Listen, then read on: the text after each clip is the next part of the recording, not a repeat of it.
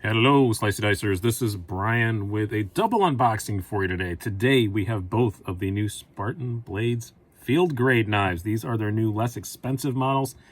Can't quite call them budget, but they're close to it. Spartan Blades, well known to be an American-made company. They make some very nice knives, but they're usually $350 and up. These are made overseas. Gonna say Taiwan with a very high degree of confidence. I could not get a hold of them this week to find out for sure. I'm not sure if they're around because the holidays or whatever, but everything just went to voicemail, and I didn't get a call back about it. But they are made with XHP steel. I don't know any Chinese places that are working with XHP, any of the OEMs, and also a couple other places list them as being made in Taiwan. So we're gonna go with Taiwan. It's kind of a departure for them. They are a very patriotic company, but they are both awesome, certified, military decorated badasses, and they are two of the most patriotic dudes I know. I'm sure whatever factory they use is very well vetted and very, very good. They would not stand for anything less. I'm sure they treat their workers well and all that kind of stuff. Another reason why I'm guessing it's probably Taiwan. But what are these two knives? And what do they cost? Because like I said, they're less expensive. That's the most important thing. First up, I wanted to have these up earlier. I think I'm still one of the first ones to do a video of them, but yeah, they've been sitting in the mail for 2 weeks because it's December of 2020. If you're living in the future, the mail sucked in December of 2020, just to let you know. We have, first of all, the Aster, which is a less George design. This is the larger of the two. And it's feeling pretty hefty. I can tell you that right off the bat. This is black carbon fiber G10. This one's $145. For $10 less, you can get it in a green G10. We'll see how that carbon fiber G10 laminate is. Sometimes it looks nice. Like I think Spyderco does a good job with it. Some other companies it looks like crap. But we'll see when we get this open. And secondly is a designer I'm more familiar with Spartan working with, and that would be Bill Harsey. This is the Talos. It comes in a black G10 or a green G10 for 115 bucks. A little over 3-inch blade for this one, 3.5 for this one. This one's really light. This one, not so much. But let's get going and opening these up. I'm going to get my first impressions. I'm going to do a few specs. And then I'm going to take one of them apart. Probably this one because it's a bigger one. I have all my stuff here ready to go. Yep, just verifying again, everything ready to go.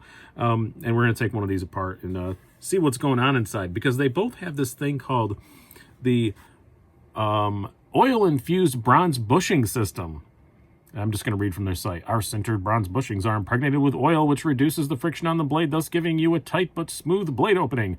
This system is especially useful for slow speeds, intermittent use, and uneven loads such as are found on folding knives. Yeah, I used to do voiceovers for commercials, in case you couldn't tell. Let's grab this one first. But I want to see what's going on with that. And tight but smooth action is usually what I expect from a Spartan. I think that's a very good way to describe them, especially when they're brand new. They always break in and get a little smoother, but I'm not counting either of these being fidgety toys. I know I already saw somebody who got one on time and said that they were disappointed with it because of the action. Yeah, you probably just shouldn't have bought a Spartan, mate. The only one that's fun and fidgety is the Palace. That's not what they're about. They're amazing knives, but fun and fidgety is not. I love the look of this one. This does not look inexpensive. First impressions, the G10 is really nice. It's aggressive, but it's not like Cold Steel crazy aggressive. And I was kind of worried about that because Spartan is a kind of, tactical-oriented company. And sometimes companies like that go a little too far with the G10. Cold Steel and Emerson, looking at you. This isn't. This is very aggressive, but I don't think it's going to be like a pocket destroyer. Let me take out what I had in my pocket and put this in. Just to see really quick. I'm sorry I can't move the camera around to do it, but yeah, it's a little tight, but it's not. Yeah, it's definitely not crazy town. It's definitely not like a pocket destroyer. CTS XHP steel, as I mentioned. First opening. D10's great. Very, very good. Try closing it. It's smooth. It's very smooth. But yeah, it's not going to be much of a drop shutter, but man, it's pretty darn smooth. And that D10's outstanding. Now, one thing I was worried about, I love that it has a deep carry clip on it, because if there's one thing I don't like about my Spartan Harsey 3.25, which is very, very similar shaped knife to this, is that it rides really high for being such a small knife. This has a nice deep carry clip, but knives this size with deep carry clips, I often find these loop over clips to be a problem ergonomically. And no, I can feel that it's there, but it ain't bad. It is nicely angled, like somebody put some thought into it, which is unsurprising. Being Spartan, you have a inset liner on this side, full length liner, but kind of inset liner, and then just a slab of G10 on the other, which is all you really need. I'm not going to take this one apart. I'm just going to take the Aster apart. I bet they're pretty similar inside, but yeah, XHP steel feels pretty sharp. Not crazy, not like oh my god, I shouldn't touch that, but it feels definitely sharp enough for a production knife. But yeah, the ergos are pretty good, gotta say. And oh, just notice this, it has a sharpening choil. They don't have those on Spartans very often, so I'm very happy to see that. Yay. So yeah, and I would like to sharpen this one up just a little bit, I think, maybe. And I can do that easily, so that's awesome. What if the other one's gonna have that? Yeah, I love Spartan. That's one thing they just don't do is sharpening choils. Yeah, pretty impressed with this one. We'll do some specs. Let's open the Aster first. We'll go back and do some specs on these. I'm sorry, these double unboxings, I have no scientific formula for them. This is going to be a long video. I may even do a premiere on this one because I bet it's going to be a long time with the assembly and everything. And I know you guys have been asking a lot. By the way, the boxes on this, if I didn't say, are they're not that far off of what you get on the nicer Spartans. There's more stuff inside, but this is a bigger one, and yeah, it's pretty hefty. I said it felt heavy in the box. It wasn't the box. Not crazy. It's not like a tank, but yeah, it's weighty. We'll put it that way. Road hugging weight, isn't that what they used to say in the old commercials? Very well centered. I never checked that on the other one. Yep, you know how to do this, Brian. You can flip. There you go. You got there. Yep, very well centered. As you can see, a full, complete liner on this with no milling. And again, just the slab of G10 carbon fiber on the other side. Really nice standoffs on this one. Standoffs are much more plain on the Talos, but really nice on the Aster. Same deep carry clip. Looks like exactly the same clip. Less George, and definitely very much looks like a less George. I like the texture they used on this. Definitely does not look like real carbon, but it's not pretending to be, and I like that. It almost kind of accentuates the sort of herringbony pattern of it. It's just got a little bit of texture to it, but it's not left shiny, which I like that. When they leave carbon fiber shiny, it always looks cheap when it's this laminate stuff like this. It never looks right. It never looks like real carbon. This is not pretending to be real carbon, and I like that. They don't do it in a black G10. The G10 is just green. I assume if you get the G10, it's the same texture as on the Talos because they're both made in the same place. But both of these are mostly T6 hardware with, it looks like, T8 pivots. It's a bit disappointing. I wish it was all T8, but check the action on this one. Get her open. Yeah, about the same. Snaps right open. Can't complain with that. I noticed immediately lock bar access is really good on this. Yeah, and it has that same feeling. It's very smooth. Very smooth, but it's definitely, it's not going to be. Yeah, if anything, this is less drop shutty than the other. Am I going to put oil on it when I take it apart? It says oil infused. I'm probably going to put my own oil on it. I've got both. I can see if it makes a difference or not. Oil infused metal stuff. I never really buy that anyway, but yeah, you just have the less George design on this one. On the Talos, you have that usual William Harsey signature on there, which you have on the bigger ones, or on the other ones as well. Here's the full size. Yeah, it's the same kind of signature. I guess since I have one of these out, this is as good a time as any to do a size comparison of the rest of the line. I don't have my Palace anymore, but I can compare with. Here's the full size Harsey folder. Here is the Aster. And we're going to go down to what I assume they are in sizes, and then do the RC 3.25. And yeah, the Talos. You can see the Talos is actually really, it's just a tiny bit smaller than the 3.25. These are not on camera, Brian. I just glanced up at that. We're doing it live. So, yeah, it's just barely smaller. It's really not that much of a difference at all. Huh. But yeah, first impressions, I'm really liking both of these. Let's do some specs. I have the calipers and the scales here, and I have their stats in front of me. So let's get going. We'll start out with the, I put the wrong one away. Get the Aster out, which was under my leg. It was almost near my Aster, actually. You're welcome for that. We have a blade length of 3.5 inches, which is, yep, about right. It might even be a hair over that, according to these. These are half-inch scales, or half-inch squares. 8.25 inches overall length. That looks about right. The rest of the stuff we will do with the calipers. We have blade thickness. Well, that didn't work right. There we go. 0.13 inches. Handle thickness, 0.54 inches. Let's do the thickness behind the edge. I'm not expecting it to be screamingly thin behind the edge, although these are made in a different place, but thin behind the edge is not really Spartan's modus operandi. 30, that's not right. I'm not up on the edge there.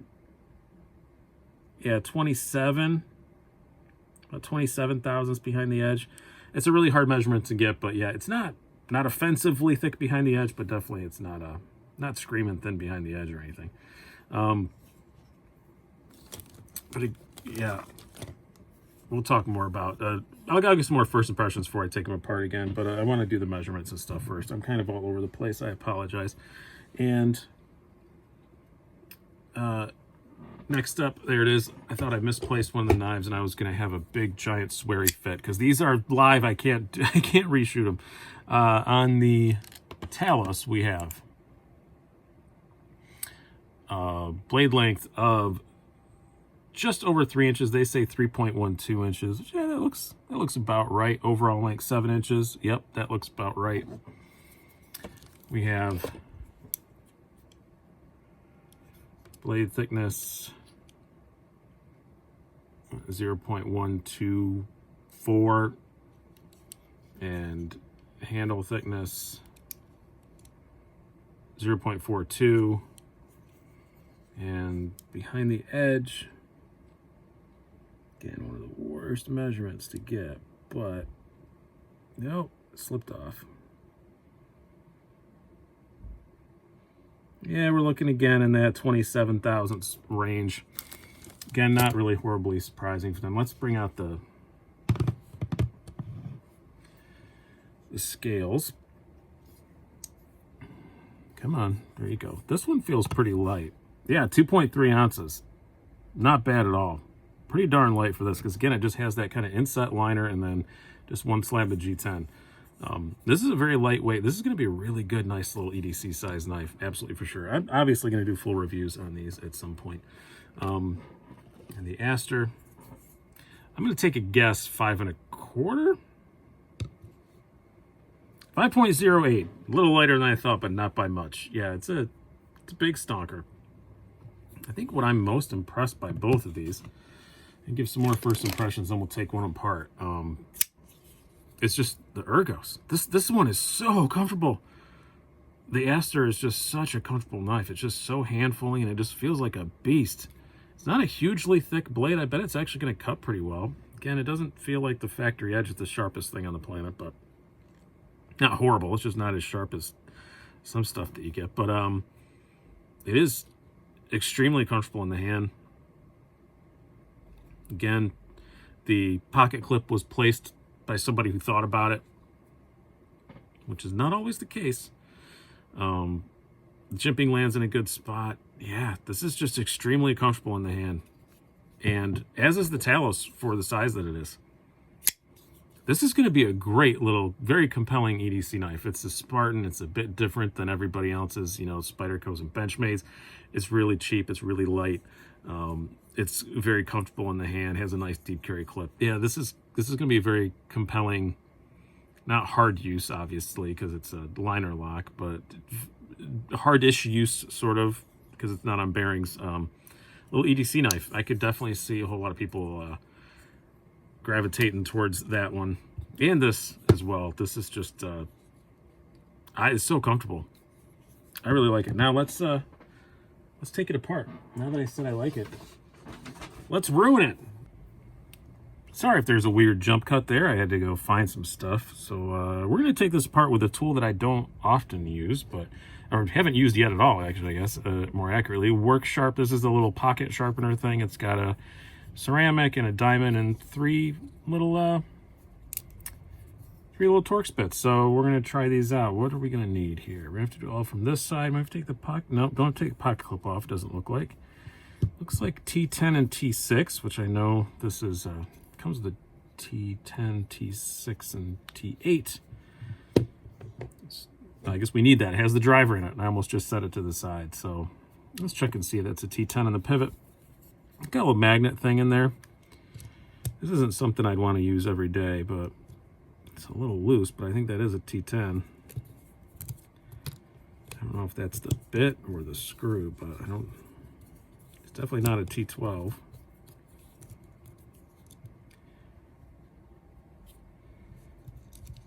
Pop that off. And T6. Luckily, no Loctite encountered so far, which is a good thing. I will probably add some. Definitely to the pivot anyway. Well, there's some Loctite on there, but not much. I can get everything right off, but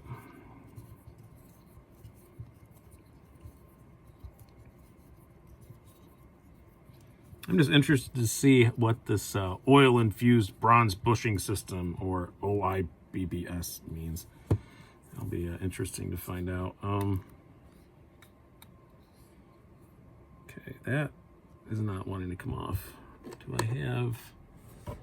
Yes. This is actually a bicycle tire lever. Works really good for taking knives apart. There we go. I love this thing. It doesn't damage anything. So yeah, it looks like you have the Teflon bronze combo there. There isn't a bushing that I see. I would call these washers, not bushings, but potato. Oh, there it is. There is a bushing. It just was under there. I apologize. Yeah, so there's a little bushing in there. It's kind of in there. We're not going to take that off. We're just gonna let that be. This is definitely a captured pivot, which is nice.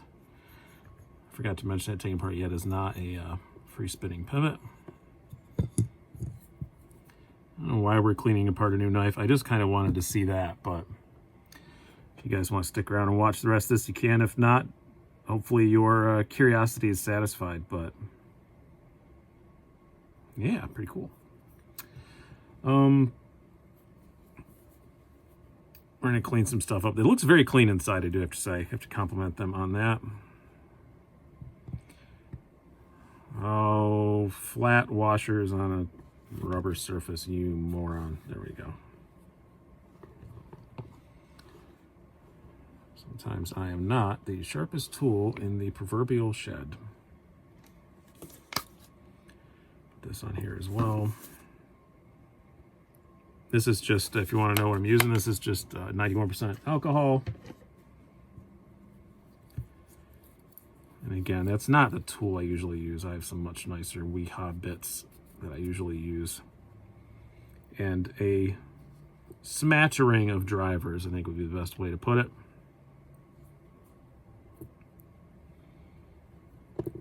There it is. Let's see, where did I put that other bronze washer? Everything's just stacking up on itself.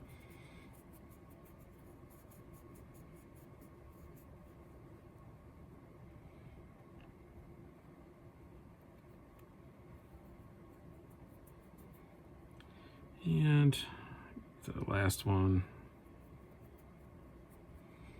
And again, oil infused. Am I supposed to be messing with this? I don't know. It's never stopped me before, though.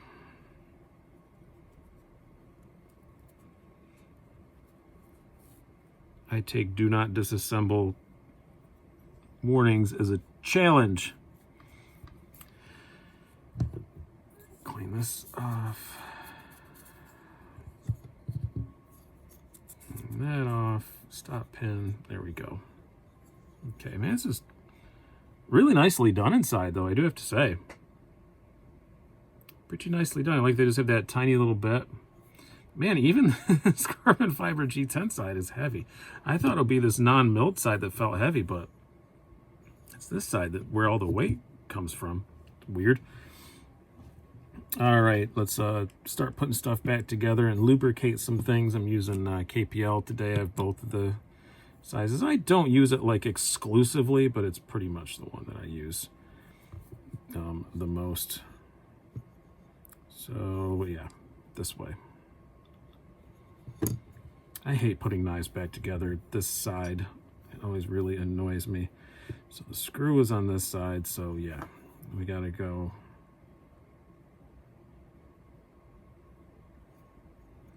here. And then we have to line things up.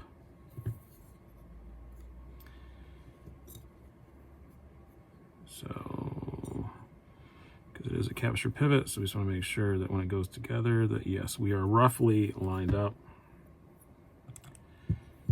So it was this one on the outside, I believe. We'll find out when I go back and look at the video, but I think when I took it apart, that's what it was. I should have paid more attention to that in retrospect. Don't need a ton on there. And if I wanted to, I could go through and polish these washers and stuff. I find using like a leather strap. This is completely off camera. I apologize for that. I'm just noticing it. We're doing it live.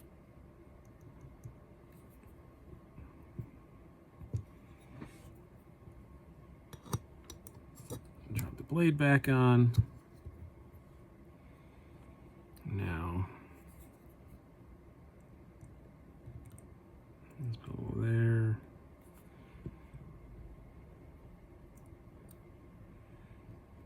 Again, put the shiny side down, but again, I should polish these. Pretty good size washers. I was kind of wondering about that too, because the more expensive Spartans always have really quite generously sized washers. Now, do I have this pivot lined up right? Holy balls, I actually do. It's not swearing when I say it because it's my last name. So it's a waiver that I have. I'm allowed to use balls as an explicative without it counting as a swear word. That may or may not be a true thing. Hopefully I'm staying on camera this time.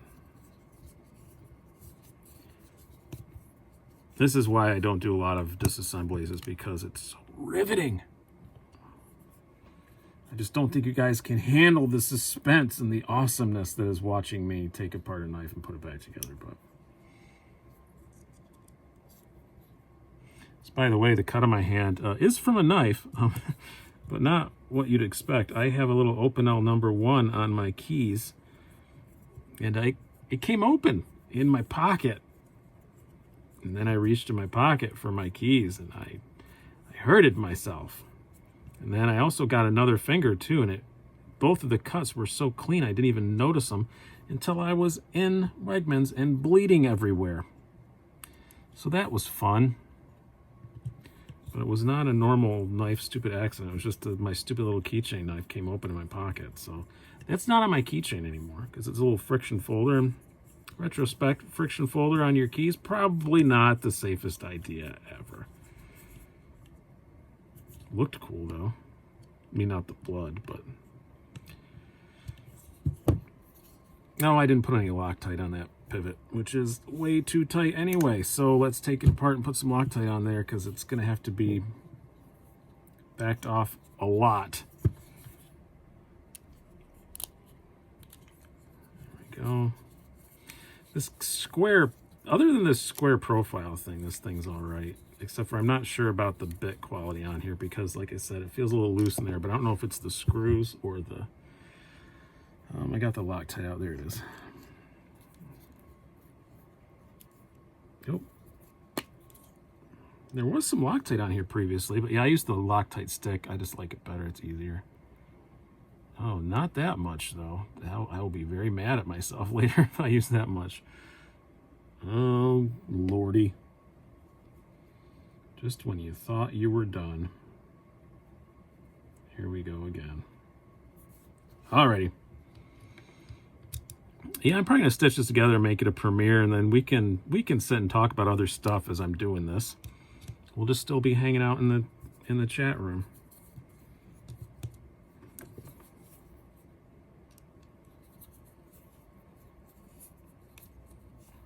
I wonder if this thing's even a T10. It's so wiggly. All right, it's definitely not a T12 though. All righty, centered back up again. Yeah, I don't think it's ever gonna be a drop shutty knife, but I could have put some KPL heavy on that D10 ball, probably help a little bit, but not much. Yeah, it's just not meant to be that, and I'm fine with that. This is a workhorse kind of a knife, so especially this price, you don't mind beating it up. So I hope you guys have enjoyed all of this shenanigans, and hope everybody has a good holiday. This is going up on December 23rd, so hope everybody has a good holiday. Hope you guys enjoy watching the video. I've been Brian. Have a good one.